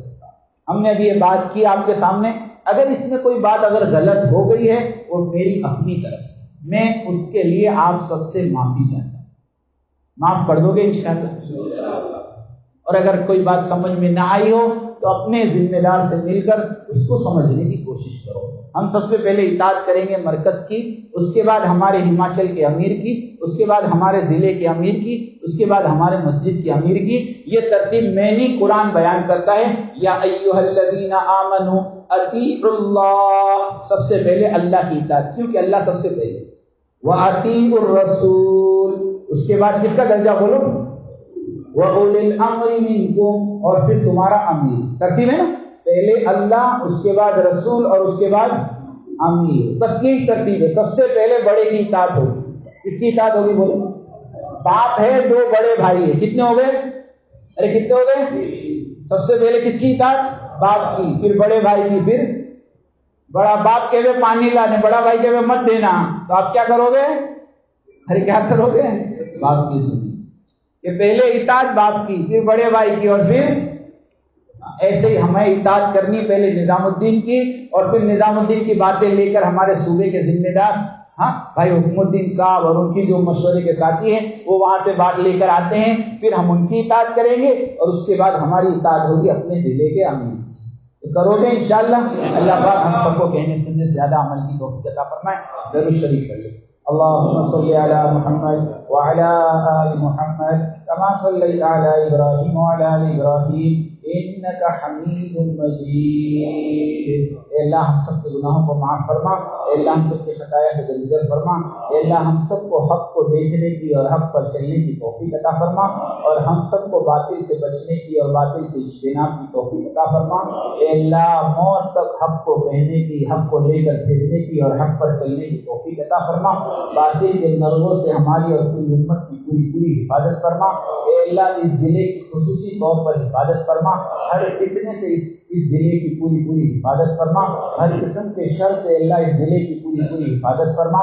اے اللہ آج مہینہ ہونے کے قریب ہے، ہم اس ضلع میں چل رہے ہیں، اے اللہ اس ضلع کے بچے کا حق ہم پر قائم ہو چکا ہے، اے اللہ تو ان کے بچے کو ہدایت دے دے، ان کے گھروں میں دین کے داعی پیدا فرما دے، عالم پیدا فرما دے، حافظ قرآن پیدا فرما دے، سارے عالم میں دین کو لے کر پھرنے والا بنا دے۔ اے اللہ ان کے ضلع میں ایسا مدرسہ قائم فرما دے جہاں ان کے بچے عالم دین بنے، حافظ قرآن بنے، اور ان کے علم کی ضرورت کو پورا کرے۔ اے اللہ یہ اس ضلع کی سب سے بڑی ضرورت ہم نے محسوس کی ہے، اے اللہ ہم تیرے سامنے فریاد کرتے ہیں عافیت کے ساتھ اس ضرورتوں کو پورا فرما دے۔ ہمارے جہاں جہاں دین کی محنتیں ہو رہی ہے، اے اللہ تیرے یہاں جو قبول ہے اس کو قبول فرما لے، اس میں دین دنی رات چگنی ترقی عطا فرما دے، اور اے اللہ جو محنت تیرے نبی کی سیرت کے خلاف ہے ایسی محنتوں سے اللہ ہم سب کی حفاظت فرما دے، اور امت کی بھی حفاظت فرما دے، ہر ایک کو اپنے مرجع کی طرف، اپنے مرکز کی طرف لوٹنے کی توفیق نصیب فرما۔ شیطان مردود ہے، اے اللہ اس نے بڑے بڑوں کو نہیں چھوڑا ہے، یہ ہمارے اکابرین ہیں، انہوں نے بھی اپنی زندگیاں لگائی ہے، اے اللہ ہمیں اعتراف ہے کہ انہی کی قربانیوں کی برکت سے آج ہم دین پر ہیں، اے اللہ کسی وجہ سے یہ حالات کا شکار ہو گئے ہیں، اے اللہ تو ان کو دوبارہ اپنے مرکز کی طرف لوٹنے کی توفیق نصیب فرما۔ اے اللہ ہمارے اکابرین حج میں گئے ہوئے ہیں، اے اللہ ہمارے اکابرین حج میں گئے ہوئے ہیں، اس حج کے سفر کو ان کے جوڑ کا ذریعہ بنا دے، اے اللہ ان کے حج کے سفر کو ان کے جوڑ کا ذریعہ بنا دے۔